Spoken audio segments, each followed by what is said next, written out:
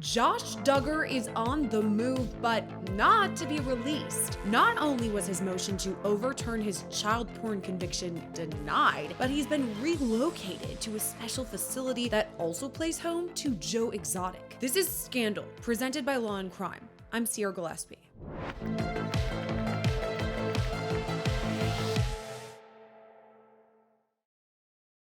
We just can't stop talking about the Duggars. I mean, whether it's Joseph Duggar begging to be in contact with his kids while facing charges from two separate states, including sex crime charges. There's also his older brother, Josh Duggar, who is still making headlines. And the newest update is that Josh Duggar will not be released early. In fact, his motion to do so was denied, and he's now been moved to a special facility. And we're going to hear all about it with today's interview guest. It's prison consultant Justin Paperny, who actually spent time behind bars. But first, let's give you the backstory. Today's scandal takes us to Texas, current home of Josh Duggar. Now, by now, you're kind of familiar with the Duggar family, right? They rose to fame on the hit TLC show 17 Kids and Counting, that later turned to 18 Kids and Counting, and finally 19 Kids and Counting. And if you can believe it, the show was about their giant family. Parents Jim Bob and Michelle Duggar and their 19 kids, all whose names start with the letter J, by the way. So the show ran for 10 seasons with more than 250 episodes. And if you're wondering why it got canceled, well, the oldest brother, Josh Duggar, is really to blame for that. In 2015, he found himself part of a scandal when the Ashley Madison leak happened. Now, Ashley Madison was a website where married couples found other people to have affairs with. At the time of the leak, Josh Duggar was already married to his wife, Anna, and they had multiple kids. So the TLC show was canceled after that, but the darkness surrounding Josh Duggar just continued. In the years following, it came to light that he allegedly sexually assaulted 5 underage girls when he himself was a child between the ages of 14 and 15. One of these survivors was a family friend, and the others were 4 of his sisters. They've been outspoken about it too and publicly identified as Jill, Ginger, Jessa, and Joyanna Duggar. Now, if all those allegations aren't disturbing enough, there are also reports that Michelle and Jim Bob, his parents, knew about all of this and didn't report it to law enforcement. Instead, they allegedly just sent Josh away to a family friend's home. He also had in-house counseling through their church. And I have to note, while all of this is really disturbing, it's just a bunch of allegations. Josh Duggar is serving time now, but not for these alleged crimes. In 2021, he was arrested on 2 federal charges for possessing and receiving child pornography, for which he was later convicted. On May 25th, 2022, he was sentenced to 151 months or 12 and a half years in federal prison. Now, earlier this month, I reported on the explicit texts he sent his wife, Anna, that same month, writing things like, quote, "I can't wait till we can be alone again. I miss all of you. What specifically, spelled wrong, are you thinking, dreaming, fantasizing about today that you miss? I miss you and me being us. Tell me later," emoji.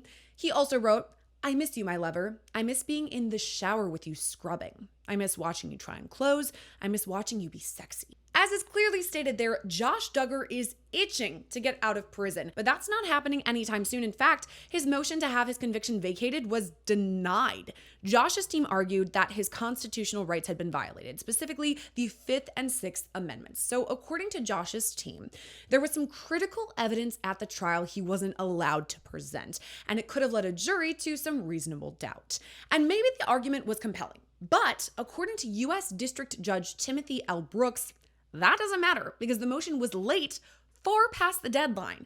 People magazine reports the appeal was received by the U.S. Attorney's Office on July 29th, 2025, more than a month after the deadline. And on top of that, a copy of the appeal didn't get to the court until a full month later.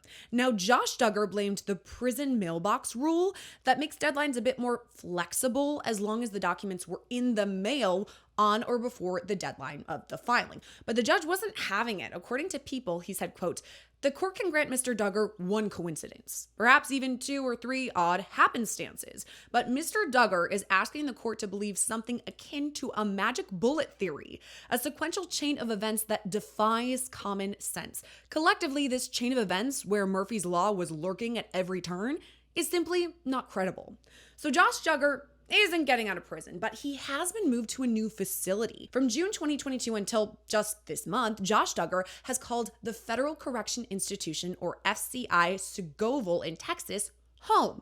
Now that's in Texas, just southeast of Dallas. But on May 29th, Josh was transferred to a federal medical center in Fort Worth. And this is definitely worth note. FCI Segoville is a minimum security prison, but as stated in the name, FMC Fort Worth is a medical center. This prison focuses specifically on inmates who have medical or mental health issues. For example, it's where Joe Exotic currently calls home. Now, he became famous amid the COVID-19 pandemic when Tiger King premiered on Netflix. Joe Exotic was sentenced to 21 years in federal prison for the failed murder for hire plot involving his rival Carol Baskin. But because he's been diagnosed with prostate cancer, he's being housed at this medical facility. But there's a major question as to why Josh Duggar is there. His attorney told TMZ, quote, "The Bureau of Prisons does not provide us with advance notice of prisoner transfers for security reasons. My office is investigating to verify Josh's well-being." Now, the attorney told TMZ that he spoke with Josh just about 3 weeks ago, and Josh wasn't sick. So it's unclear why he moved. The Bureau of Prisons isn't saying. So instead, we're going to speculate with today's guest, a prison expert. But first, I've got to mention Josh Duggar's younger brother, Joseph Duggar, who also faces charges. And these are just charges, simply allegations. He has not been convicted, but the allegations themselves are pretty serious. Joseph Duggar's arrest came on March 18th of this year. He was arrested in Arkansas, where he lives, but the charges actually come out of Florida. According to prosecutors there, Joseph Duggar allegedly sexually assaulted a then 9-year-old girl while on vacation with his family. This survivor has come forward. She's now 14 years old, and that's where these Florida charges stem from. Joe now faces separate charges out of Arkansas too, and so too, by the way, does his wife Kendra for alleged child endangerment and false imprisonment. The allegations stem from reports that the Duggars had locks on the outside of their children's doors, meaning they would have been trapped inside their rooms. Now, that's just an allegation, but just this week, Sidebar with Jesse Weber reported that Joseph was begging to see his children. His defense team had petitioned the court to lift a no-contact order with his kids. And on top of that, his defense team has requested to question the investigators in the Florida case, meaning everyone from the people with the Department of Children and Families to the Children's Advocacy Center could have to sit down for depositions. Only time will tell what's ahead with that case, and we can talk about it. But first, I gotta take a deeper dive into what's going on with Josh Duggar. And for that, let's bring on today's guest. It's a friend of the show and prison consultant, Justin Paperny. Justin, great to see you. Thank you for coming on Scandal. And I gotta start with the newest info we have. Josh Duggar, his motion was denied to overturn his conviction. So he's not getting out anytime soon. What are your initial thoughts? Are you surprised? Well, I'm not surprised. Most people don't prevail, so it doesn't surprise me that he didn't prevail. I think part of the reason he may be at this FMC now isn't because he has any severe dialysis, cancer, or in a wheelchair, but because he might need more supervision and some mental health analysis. And they're able to do that in an FMC better than a camp or a low security prison where he was. So given the news, he's going to be there for a while. It doesn't surprise me because here's what happens. Prisoners maintain hope. They're going to get some good news. They're going to win on that appeal. They may get a Rule 35, which could send them home, and they lose. And the reality sets in, I'm going to be here for a while. And given the charge, it could simply require more supervision. Okay, I was going to ask about that because so far the Bureau of Prisons hasn't given us any sort of indication about why he was recently moved. And I know I reported on it here. It's a medical facility. So there are people who have like legitimate diseases like cancer, not to say that mental health isn't, but a diagnosis of that sort. But it also is, a place where some mental health treatment can be seen. So is there a reason they're not telling us about all of that? Is it like a HIPAA violation or something? Good luck getting information from the Federal Bureau of Prisons, okay? There's no chance they're going to divulge any information about a prisoner. Everything is about, keeping costs down, security of the institution. There's risks if they were to divulge something to media that could then be used against them.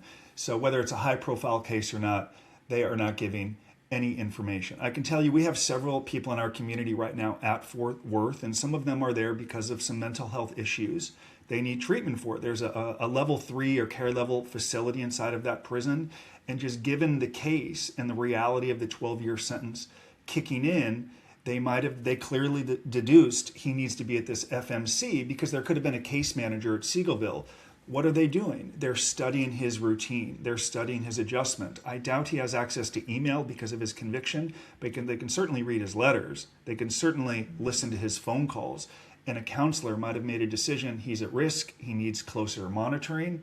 The highest value for us is security of the institution. We don't want any lawsuits, people getting hurt or injured. So if it's about security, even if it's not always in the prisoner's best interest, they can say, we're going to move him to a little higher security to get more monitoring for a while. Okay, so I'm kind of reading between the lines here in that there could be a couple of factors going on. One, you mentioned, okay, the reality of this more than a decade-long sentence could be setting in. Maybe he, we've seen other prisoners who's been on suicide watch, for example. So it could be the mental health thing. Or the other thing you said too, security. I mean, tell me if this is wrong, because we always say that people inside prison, they really don't like people who are convicted of sex crimes, especially against children. He has a child pornography, 2 federal child pornography convictions. Is that part of it, that he might be at risk in that sense? By now, he's adjusted in the prison. And if you're convicted of a sex offense, there's a handful of prisons across the country where they may send a sex offender. Seagoville, Elkton.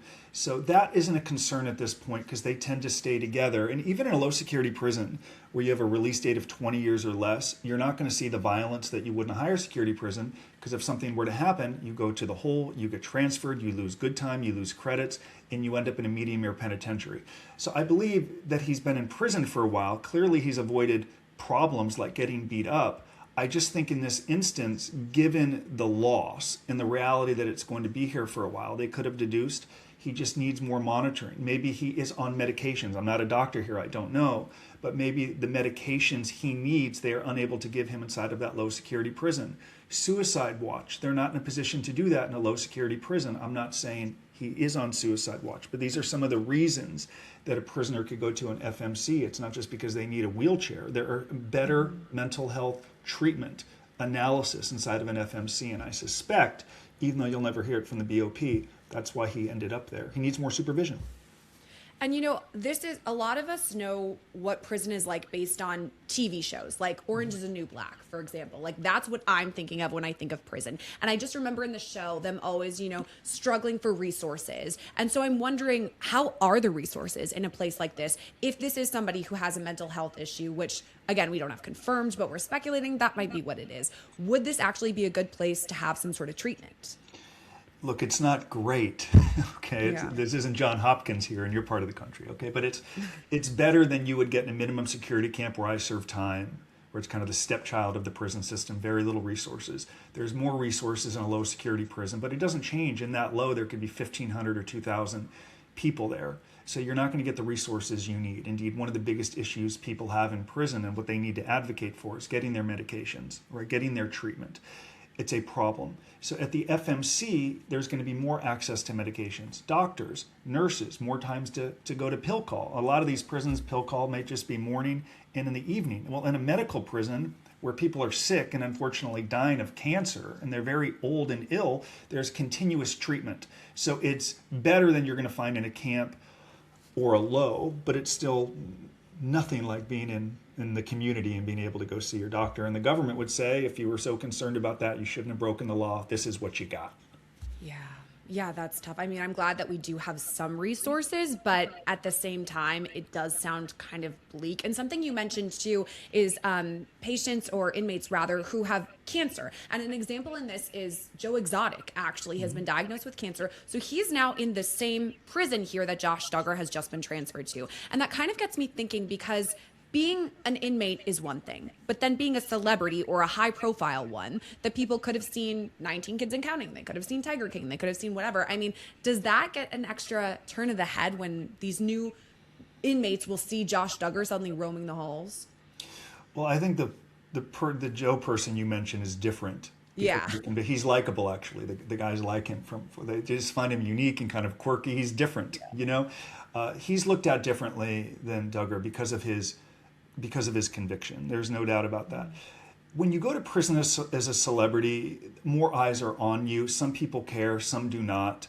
I would encourage any celebrity or high profile person, and we've helped many, to really study your environment. Don't give unsolicited advice. Understand the unwritten and written rules of the institution. Many people try to manipulate the system of corrections before they understand it. iPhones, getting into disciplinary infractions, saying things they shouldn't, not doing their job, getting involved in the prison hustle, like paying people to do your job, clean your sheets, and things of that.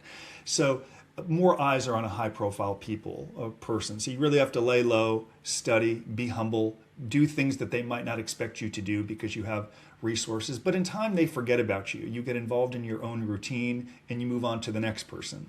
So some people in prison who are high profile have had problems, but it's only because they've responded so poorly. But that person you mentioned, some of the guys like him there in prison.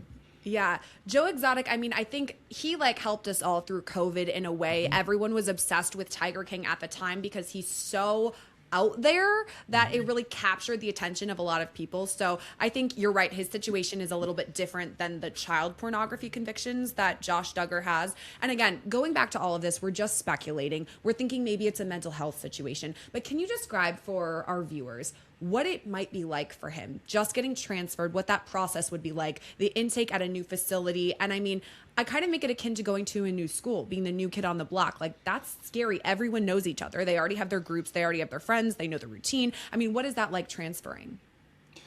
The transfer process is very difficult because you're in shackles and chains. You may go through Victorville or Oklahoma, Con Air, as they call it, transit.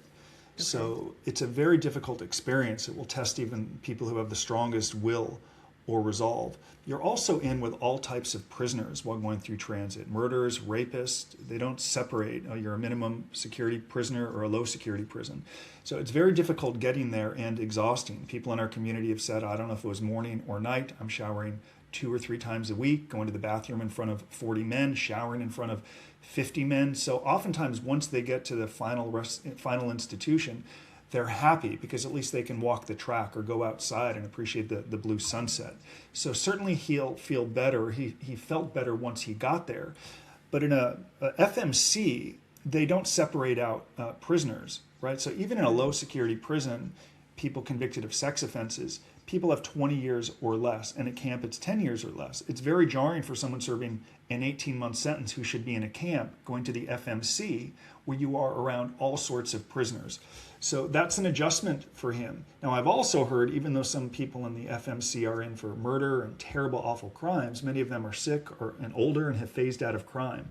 But it's a fundamentally different experience in that FMC than it is the low security prison. And it could be more shock and awe for him, the reality that he's going to be there for a while. And he might want to put up an argument or advocate for himself on why he should go back to the low security prison. Where I can tell you he had his job, he had his bunk, he had his routine, he had his friends and his programming. Like you said, going to a new school, it's a full new adjustment, kind of starting over at the bottom. Yeah, and I mean, we've talked about this, the fact that his motion was just completely denied. The judge said, no, you missed the deadline. No way. It's not happening. Maybe the reality is finally setting in that he was holding out hope. I mean, I know we've talked about this in many other cases where if there's some sort of conviction, there are multiple appeals or motions or attempts to overturn. Do you think for him that he's going to keep trying or he's just completely defeated? If he's not going to, he should continue to try. We encourage any prisoner to try. It might not be through an appeal or having the conviction thrown out. You try the old-fashioned way. You know what it is? It's just called old-fashioned hard work. You get a pen and paper, you write a letter to your victims, to your community, you write a biography, a journal entry. I support Prison Professors Charity, a nonprofit. We do work in every BOP prison. 12.5 million words on the website, people in prison documenting their journey. He should be striving to earn freedom, not through an appeal that he isn't likely to win, but through a record he builds. What has he learned? What is he doing in prison? What did he do last week? What will he do next week? What's the last book he read? Why did he read it? How will it help him moving forward? He should be sharing that progress with his judge, with his case manager, with his probation officer. Because if he doesn't do that, time in prison, the highest value in so many of these prisons is boredom. It feels like forever.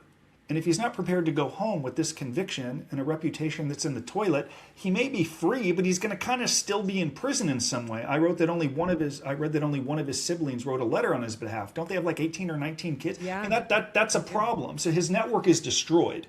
So rather than fixate on getting out of prison, which isn't going to happen immediately, he should begin to do work that might not help him today or tomorrow, but it might help him in 3 years, in 5 years, in 7 years. And when he begins to think that way, his time will be more productive and he'll get more people back into his corner.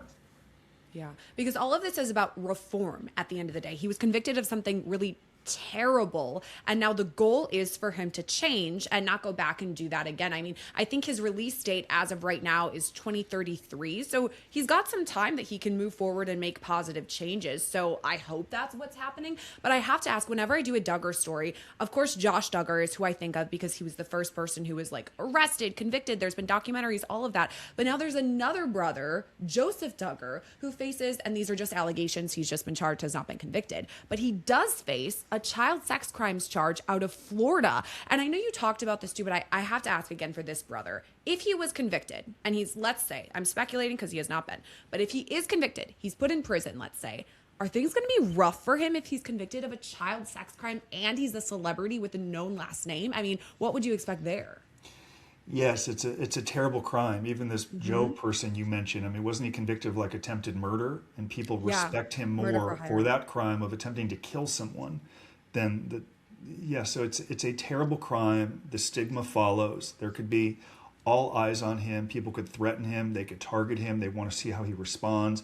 Frequently, people in prison are extorted. They want to see what's called the papers, which is your probation report to confirm the offense. If you don't provide the papers, you might have to check into segregation. In the BOP or Bureau of Prisons, they don't have that, so you spend time, total segregation in the hole. So it is an awful experience, which is why he would have to somehow create a routine where he's away from as many problems as possible. That might mean not going to the chow hall where there could be problems, avoiding the television room at night where there could be a lot of gambling and spades and problems, right? You've got to create a scenario where you are removing as many possible problems as possible. But it doesn't change that it's a prison around high volatile prisoners who don't want to be there and who might seek to exploit him, not just because of his crime, because they could be in the media and it brings attention to their life. We would cover it. People would cover it if something were to happen. And that it could be a way for people to shake up the monotony of being in prison. Yeah, there's a lot happening with the Duggars. I feel like we constantly have new updates about whatever's coming out with whether it be Josh Duggar or Joseph Duggar. I mean, a lot happening. An interesting case to follow at the very least. Justin, thank you for coming on Scandal with us today and kind of talking about your experience. My pleasure.